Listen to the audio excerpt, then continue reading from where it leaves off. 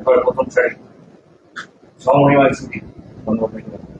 দেখুন, সমমহিমায় সুদীপ শব্দটা নয়, কলঙ্কিত সুদীপ।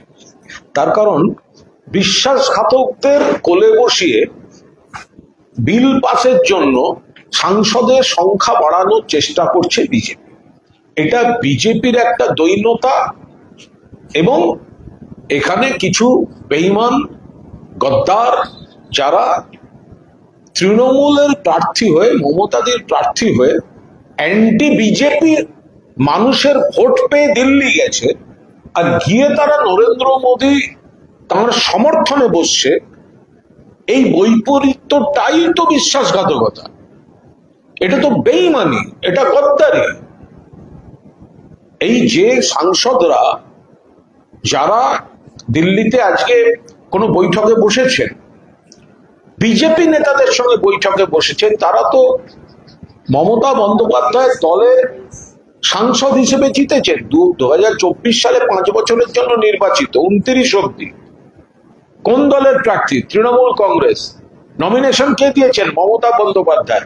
প্রতীক কি? ঘাসের উপর জোড়া ফুল। ভোট কারা দিয়েছেন? বিজেপি বিরোধী ভোটাররা, যারা মমতা বন্দ্যোপাধ্যায়কে সমর্থন করেন। আপনারা জিতলেন, আর আজকে বিজেপির হাত শক্ত করতে যাচ্ছেন। এটা বিজেপি তাদের স্বার্থে, তাদের অঙ্কে কিছু বিশ্বাসঘাতককে একাধিক অঙ্কে তারা কাজে লাগাচ্ছে।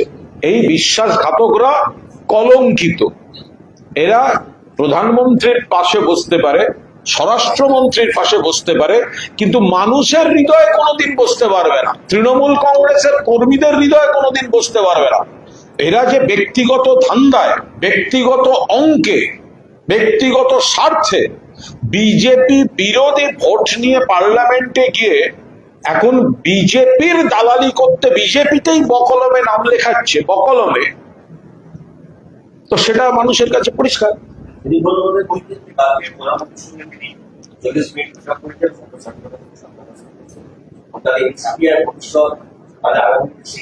ভবিষ্যৎ অন্ধকার।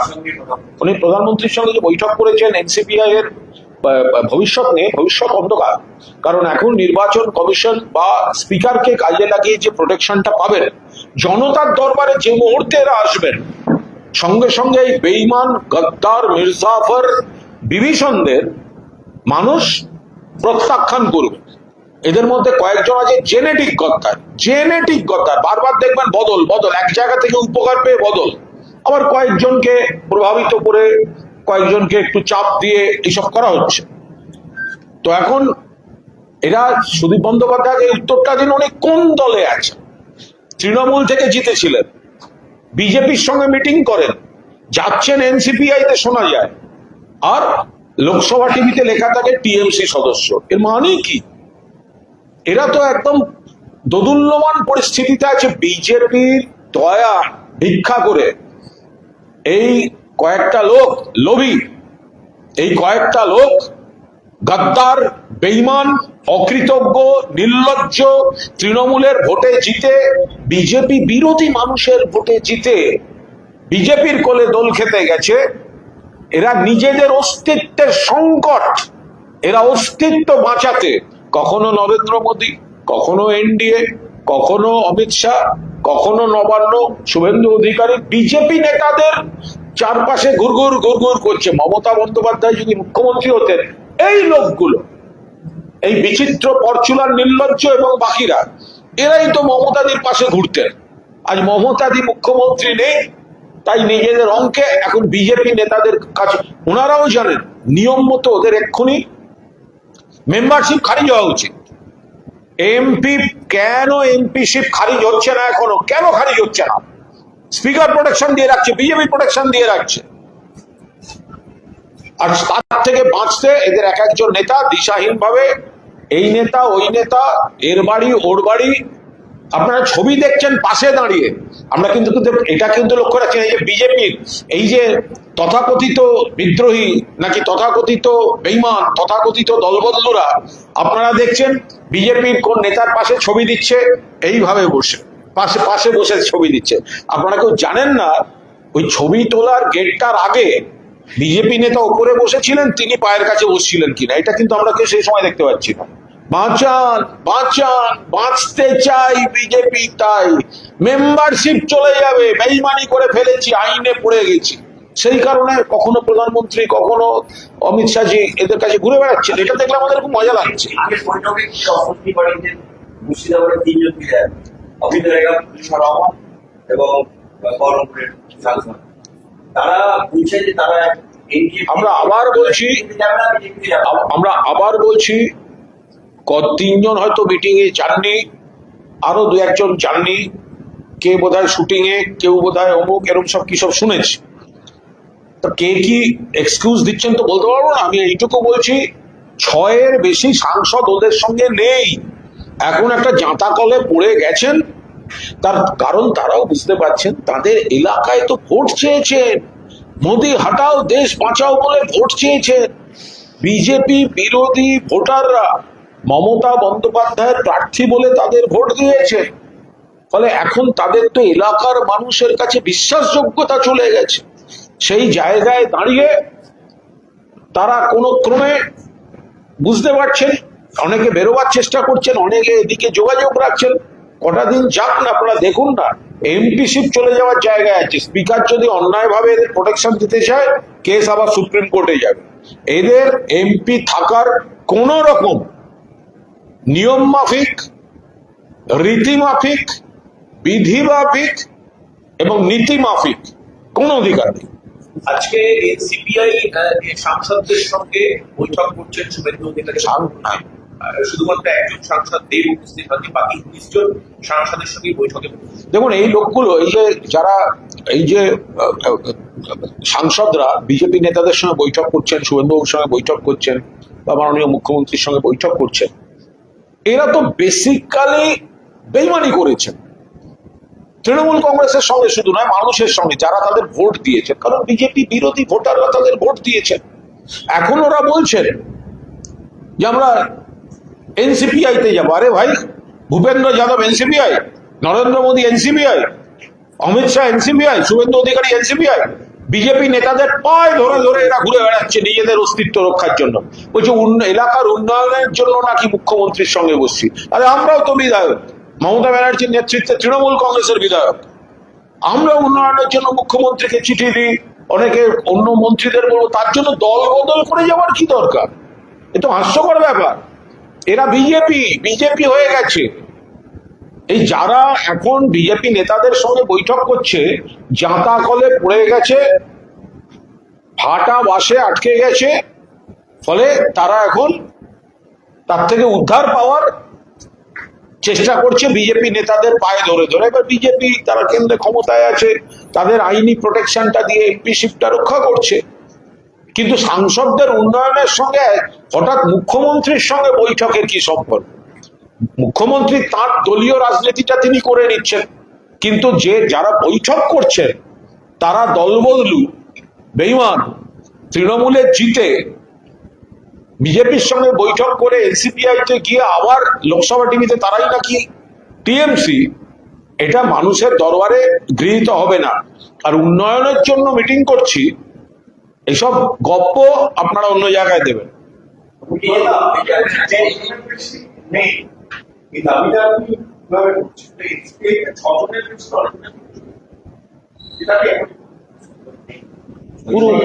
উল্টো বুঝলে, আমি বললাম 6 জনের বেশি আমাদের এদিককার সঙ্গে যোগাযোগ রাখছে। আমি বলছি, কদিন আগেও তো একজন সাংসদ ফোনে কথা বলেছেন, কদিন আগেও তো একাধিক বিধায়ক গিয়ে প্রাক্তন মুখ্যমন্ত্রীর সঙ্গে দেখা করে এসছেন। এখন নানা রকম পুলিশ প্রশাসন, আমি আবার বলছি, পুলিশ প্রশাসনের চাপ দিয়ে এদের অনেককে বাধ্য করা হচ্ছে। কয়েকটা জেনেটিক কথা, সেগুলো বাদ দিয়ে পুলিশটা সরিয়ে নিন না। 17 জন এমপি আর এনসিপিআই নাম করবে না, শটান মমতাদির পাশে থাকবে। পুলিশটা সরিয়ে নিন না, পুলিশের খেলাটা বন্ধ করুন না। 24 ঘন্টার নোটিশে ওদের এমএলএদের মধ্যে থেকে 56 জন থেকে 28 জনকে নিয়ে এখানে আমরা মিছিল করব।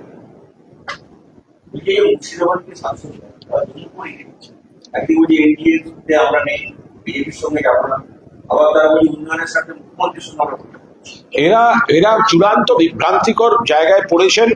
একটা জাঁতা কলে পড়ে তারা এখন মুখ রক্ষার জন্য বিভ্রান্তি ছড়িয়ে বেড়াচ্ছে। তার এলাকার মানুষরা জানে এরা বিজেপির হাত শক্তিশালী করছেন। ফলে এদের বেছে নিতে হবে যে প্রত্যক্ষ বা পরোক্ষভাবে বিজেপির দালালিটাই করবেন, নাকি বিজেপির বিরোধিতা করবেন। কোনটা করবেন? নরেন্দ্র মোদীর সরকার এবং দলের দালালি করবেন, বিজেপি নেতাদের সঙ্গে বৈঠক, বিজেপি নেতাদের সঙ্গে ওই বিলে সমর্থন, এগুলো করবেন, নাকি বিজেপির বিরোধিতা করবেন? এলাকার মানুষকে বোঝান। এলাকার মানুষকে আপনারা মিথ্যা কথা বলছেন, ভুল বোঝাচ্ছেন, কনফিউজ করছেন নিজেদের ফেস সেভিং এর জন্য। মানুষ বোঝে, অসুবিধা হবে এলাকায়। আপনারা তো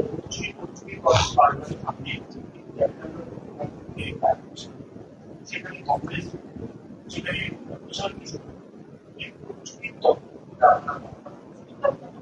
আপনি সবাই দেখেছেন ভোট চুরি হয়েছে কি হয়নি। পশ্চিমবঙ্গে তো সরকারটাই গঠন হওয়ার কথা তৃণমূল কংগ্রেসে। একে তো বৈধ ভোটারদের বাদ রাখা হলো, ইলেকশন কমিশন ইচ্ছা মতো প্রশাসনিক চেঞ্জ করলো, আর ভোট আর বিশেষ করে কাউন্টিং এর দিন প্রথম 1-2 ঘন্টার পর যখনই ট্রেন্ড বুঝেছে যে তৃণমূলের দিকে যাচ্ছে, তারপর তো ভোট লুট হয়েছে, আমাদের এজেন্টদের বার করে দেওয়া হয়েছে, প্রার্থীদের মেরে বার করে দেওয়া হয়েছে। কিন্তু বিহার বা মধ্যপ্রদেশে মানুষ সেগুলো থেকে সতর্ক থেকেছেন, প্রার্থীরাও শিক্ষা নিয়েছেন। কারণ পশ্চিমবঙ্গের এই ভোট লুট এটা সর্বভারতীয় ক্ষেত্রে সবিস্তারে খবর হয়েছে, প্রতিবাদ হয়েছে, সবাই তার থেকে শিক্ষা নিয়েছেন। এই পরিবার বিজেপিতে হেরে যাবে, অশনি সংকেত মানে এটা শেষের শুরু। এটা 2029-এর পর বিজেপি ক্ষমতায় থাকবে না, তার শেষের শুরু। নইলে বাঁকিপুর, বিহার, যেখানে নীতিন নবীন বিজেপির সর্বভারতীয় সভাপতি, তিনি চলে মানে ওখানটা ছাড়লেন বলে তো রাজ্যসভায় গেলেন বলে 5টা হলো ভোট। তো সেখানে যেটা নীতিন নবীনের জায়গা, সেই নীতিন নবীনের জায়গায় বিজেপি হেরে গেল। হারলো শুধু নয়, বিজেপির যে পার্সেন্টেজ অফ ভোট, যে ভোট ব্যাংক, তাতে রীতিমতো ধস নেমে গেছে। মধ্যপ্রদেশ বিজেপি হারলো। ফলে দেশের এখন যেখানেই ভোট হবে সেখানেই শ্রমিক, কৃষক, ছাত্র, নতুন প্রজন্ম, বর্ষিয়ানরা, মধ্যবিত্ত, নিম্নবিত্ত, তারা সবাই বিজেপির বিরুদ্ধে ভোট দেবেন। তার শুরু হয়ে গেল।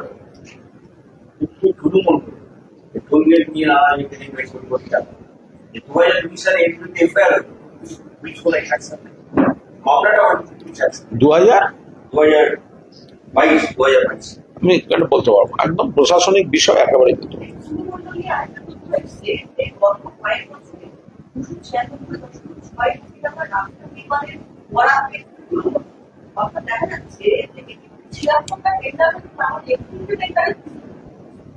আমি এটা নিয়ে কোনো মন্তব্য করব না, কারণ এর বহু কোম্পানি থাকে যে তারা বিভিন্ন ব্যবসা করেন, তারা টেন্ডার দেন, তারা বিভিন্ন নির্মাণ কার্যে যুক্ত। এর মধ্যে যেগুলো বৈধ সেগুলো নিয়ে কোনো কথা নেই, যেটা অবৈধ নিশ্চিতভাবে আইনে ব্যবস্থা নেওয়া উচিত। ফলে যেটা জানি না, কোনো একটা কোম্পানির সে কোনো টেন্ডারের জন্য জমা দিয়েছে বা কাজ পেয়েছে, তার উপর দাঁড়িয়ে আমি কোনো রাজনৈতিক মন্তব্য করতে পারবো না। এর মধ্যে যেটা বৈধ বৈধ, যেটা অবৈধ 100 বার ব্যবস্থা হওয়া উচিত। বলছি যে কয়েকদিন আগে আমরা দেখলাম সারা দেশ আলোড়িত হলো জেনজিদের আন্দোলন। এবার 6 আগস্ট মোহন বাগান জেনজিদের সঙ্গে কথা বলার জন্য আহ্বান করেছে।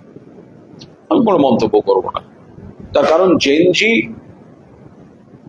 নতুন প্রজন্ম, তারা বিজেপি কেন্দ্রের সরকারের উপর প্রবল ক্ষুব্ধ।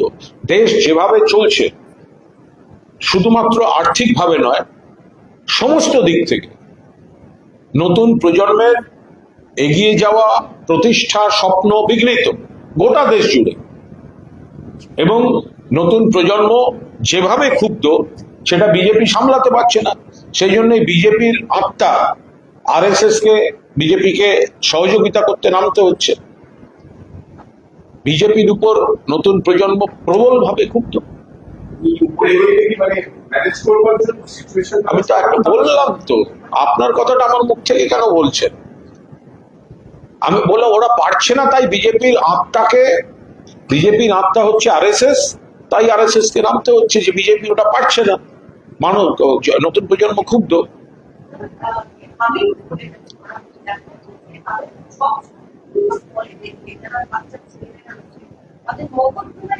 এটা হামিম বলে নয়, যারা এই জঙ্গি দুষ্টু লোক পাজি এগুলোর কাজই হচ্ছে এই নতুনদের মাথা খাওয়া। এটা যুগ যুগ ধরে হয়ে আসছে। ফলে এখন যারা ধরা পড়েছে তাদের নিরপেক্ষ তদন্তের মাধ্যমে তাদের পুরো নেটওয়ার্কটা জানাটাই সব থেকে বড় বিষয়।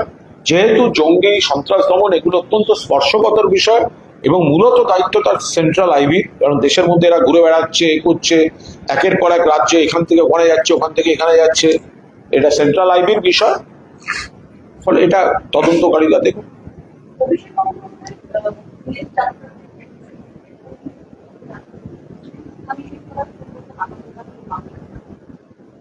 এটা নিয়ে কোনো মন্তব্য করব না, কারণ অভিষেক বন্দ্যোপাধ্যায় তিনি তার চিকিৎসার জন্য তিনি তো চাইবেন তার ভালো চিকিৎসা হোক, এবং তার চোখের আঘাতটা একটা জটিল আঘাত। তো এটা তিনি আদালতে গিয়েছেন, সুপ্রিম কোর্টে গিয়েছেন, সেখান থেকে একটি নির্দেশ এসছে। ফলে এটা সম্পূর্ণভাবে একটি আইনি বিষয় এবং কোনো ব্যক্তি তার চিকিৎসার জন্য তার নিজেকে চিকিৎসা করানোর সব রকম অধিকার যে কোনো ব্যক্তির কিন্তু রয়েছে। আজকে বিরোধী দলনেতা বললেন যে অভিষেক বন্দ্যোপাধ্যায় বেসিক মানে রয়ে যাবে, এটা ধারণা হচ্ছে কোথায়? দুদিন আগে তো অভিষেক চেয়ারে বসলে তার হাতলে বসে থাকতেন। অভিষেক চেয়ারে বসলে হাতলে বসে থাকতেন। আজকের যিনি বিজেপি পোষিত বিরোধী দলনেতা, তিনি তো সিপিএম থেকে বিতাড়িত হয়ে আসার পর অভিষেক বন্দ্যোপাধ্যায় তাকে প্রোটেকশন দিয়েছিলেন। অভিষেক বন্দ্যোপাধ্যায় হস্তক্ষেপ করে এবং আর একজন ব্যক্তি হস্তক্ষেপ করে তাকে কোন কমিটি দেয়া, তাতে তার ইনকামের ব্যবস্থা করা, তারপরে আবার রাজ্যসভা, তারপরে শ্রমিক সংগঠন, তারপরে এবার আবার নমিনেশন, এবং যদি তৃণমূল কংগ্রেস জিতত তখন এই অভিষেক বন্দ্যোপাধ্যায় তাকে মন্ত্রী করতেন। ফলে এবং তিনি উলুবেড়িয়ায় যে বক্তৃতাটা করেছেন ভোটের আগে, নিজের প্রার্থী পরিচয় যে আবেদনটা করেছেন, সেখানেও তিনি মমতা বন্দ্যোপাধ্যায়ের প্রশংসা করে তার সুযোগ্য সেনাপতি অভিষেক বন্দ্যোপাধ্যায়ের প্রার্থী আমি, মানে মমতা বন্দ্যোপাধ্যায় এবং অভিষেক বন্দ্যোপাধ্যায়ের প্রার্থী, এবং অভিষেককে সুযোগ্য বলা এটা তো বিরোধী দলনেতাই করেছেন। এখন তিনি বিজেপির কণ্ঠ, বিজেপি এ রাজ্যে সরকারটাও চালাতে চাইছে, বিরোধী দলটাও চালাতে চাইছে, সেই জন্য বিতর্কিত ভাবে একজনকে বসিয়েছে, যাকে উঠতে বললে উঠবে, বসতে বললে বসবে। তো সেই জন্য কোনো ব্যক্তি অভিষেকের থেকে সমস্ত রকম উপকার পাওয়ার পর, রাজনৈতিক প্রতিষ্ঠা পাওয়ার পর, ব্যক্তিগত প্রতিষ্ঠা পাওয়ার পর, তারপর যখন এই ধরনের রুচি বিরোধী আক্রমণ করে, তাহলে ধরে নিতে হবে কত বড় অকৃতজ্ঞ বেঈমান হলে এটা করে।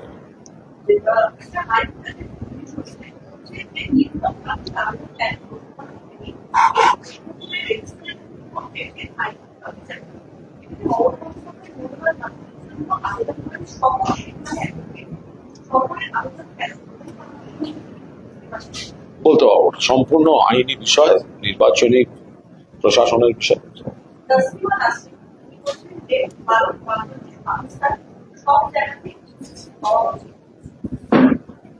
তসলিমা নাসরিন নিয়ে কোনো মন্তব্য করবো না, একটি শব্দও বলবো না। সাধারণ মানুষ, সচেতন মানুষ, বাংলা রাজনীতি সচেতন, তারা সবাই জানেন কে কি বলছে, কার মুখ থেকে কোন শক্তি কি বলাচ্ছে, কার মুখ থেকে বিজেপির ন্যারেটিভ বেরোচ্ছে, কার মুখ থেকে কি বেরোচ্ছে। বাংলার রাজনীতি সচেতন মানুষ সবাই বুঝতে পারছেন যে একজন বাক স্বাধীনতার জন্য একজনকে আনা হবে, আর সেই সভায় জয় গোস্বামীর মতো একজন বিশিষ্ট কবিকে অপমান করে ফেরত দেওয়া, মঞ্চ থেকে নামানো হবে। মানুষ বোঝেন যে এটা কতটা কিসের জন্য আর কার আড়ালে কি উদ্দেশ্য, সেগুলো মানুষ বোঝেন। না, তসলিমাকে কেন দায়ী? আমি তাই কি বললাম নাকি? তসলিমা তো তাকে মঞ্চে ডেকেছিল, কিছু লোক জয় গোস্বামীকে অপমান করে।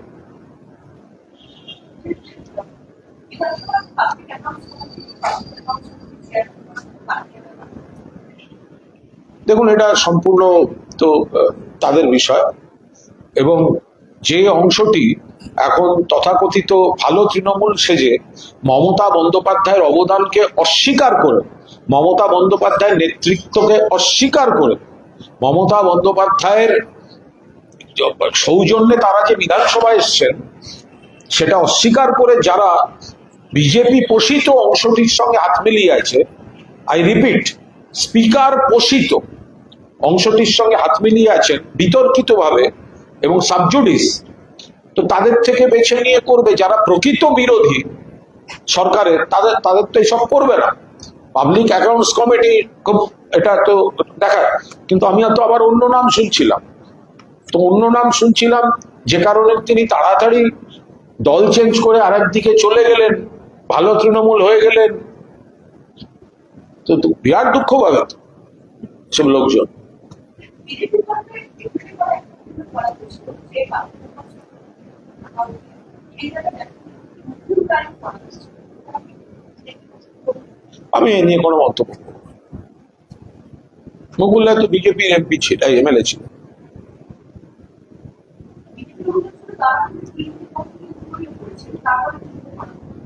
না, অফিসিয়ালি তো মুকুল রায় বিজেপিরই এমএলএ ছিল। বিজেপি আর কি বলবে, তারাই বিতর্কিতভাবে একটা অংশকে বিরোধী স্বীকৃতি দিয়েছে, যেটা এখনো ডিসপিউটেড, এখনো অ্যাজ অন টুডে ডিসপিউটেড এবং সাবজুডিস। তো এবার আর এটা তো স্পিকারের পছন্দের, মানে পাবলিক অ্যাকাউন্টস কমিটি এটা যারা নমিনেশন দেবেন তার মধ্যে থেকে স্পিকারকে সেটা তিনি নমিনেট করেন, তা তিনি করেছেন। তার পোষিত যে অংশ ভালো তৃণমূল বলে পরিচিত, যারা মমতা বন্দ্যোপাধ্যায়কে অস্বীকার করেছে, মমতা বন্দ্যোপাধ্যায়ের সৌজন্যে জিতে, মমতা বন্দ্যোপাধ্যায়ের বিধায়ক হিসেবে জিতে যারা অস্বীকার করেছে, বিশ্বাসঘাতকতা করেছে, তো স্পিকার তো তাদেরকে বৈধতা দিতে চেষ্টা করেছে। তো এটা স্পিকারের চয়েস, স্পিকার চয়েস। हाँ,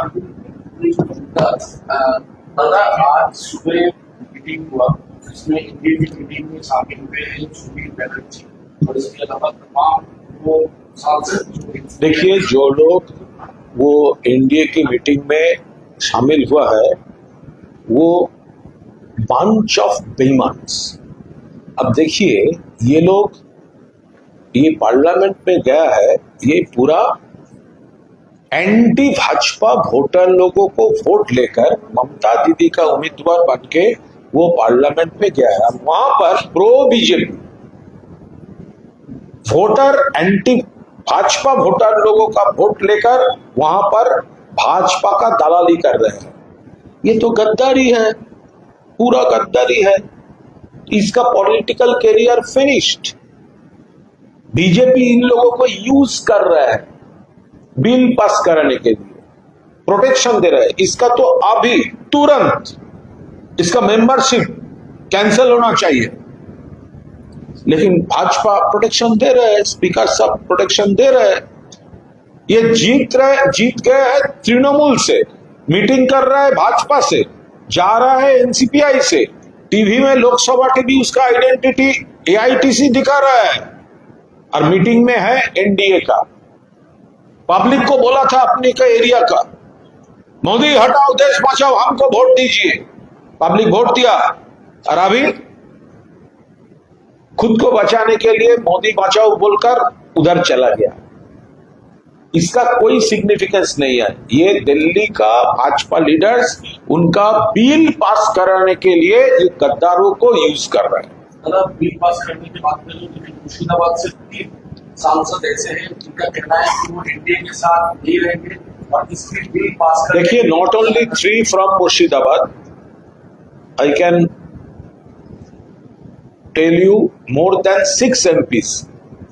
They are not satisfied with this position, but वो लोग अभी एक सिचुएशन में आ गया है, उनका प्रॉब्लम हो रहा है, वो कम्युनिकेशन में है इधर, उसका प्रॉब्लम है उनका कंस्टिट्यूएंसी में, उनका जो सपोर्टर्स है, वर्कर्स है, उनका जो वोटर्स है, कोई जवाब उनका पास नहीं है ना। वोट दिए थे एंटी भाजपा, अभी हम भाजपा का दलाली कर रहे हैं। सब लोग समझ रहे हैं पर्सनल इक्वेशन में, पर्सनल धंधे से कर रहा है। तो इसीलिए हो सकता है एक दो मीटिंग, एक दो तस्वीर, एक दो स्टेटमेंट्स, लेकिन इसका political career finished. They are finished politically, they have no credibility at all. और वो लोग अपने कॉन्स्टिट्यूएंसी का जनता और वोटर लोगों को, तृणमूल वर्कर्स को वो फेस नहीं कर सकते। अगर ये लोग वापस आना चाहते हैं, जैसे कि आप कह रहे हैं कि लगभग 5-6 ऑलरेडी आप लोग के साथ संपर्क में है। देखिए, इसमें जेनेटिक गद्दार जो है वो अलग बात है। जो सिचुएशन में, एक हालात में, एक प्रेशर में आ गया, कुछ कर बैठे हैं, वो अलग है। ये लीडरशिप डिसीजन लेते। लेकिन जेनेटिक गद्दार जो लोग हैं, उसका तृणमूल में लौटना का कोई क्वेश्चन ही नहीं होगा।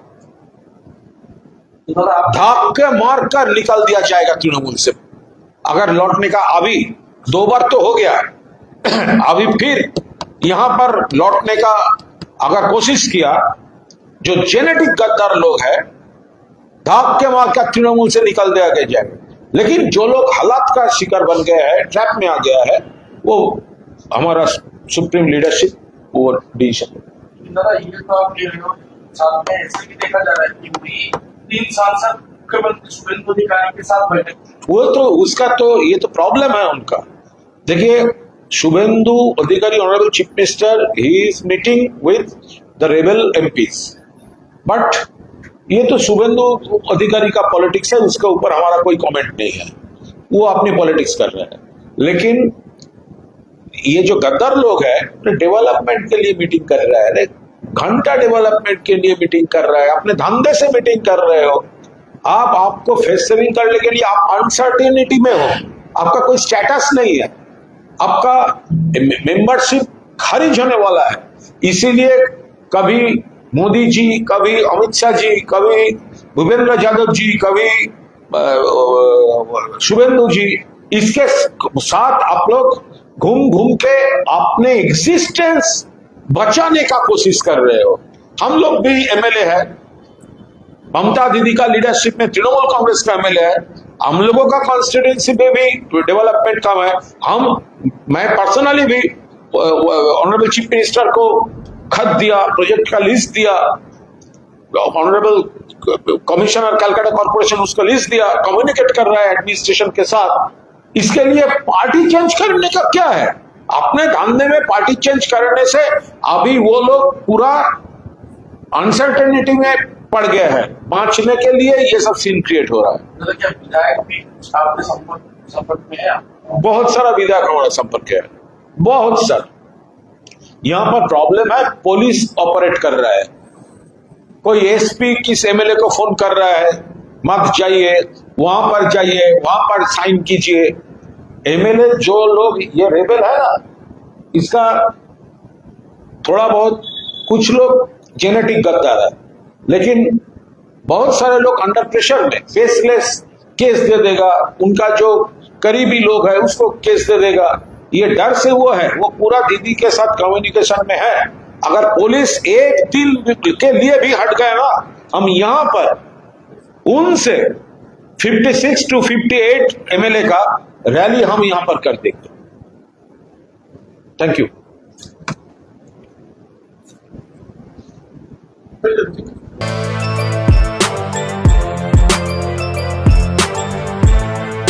এখন অনেক বড় শ্রী লেদার্স হাওড়া ময়দান।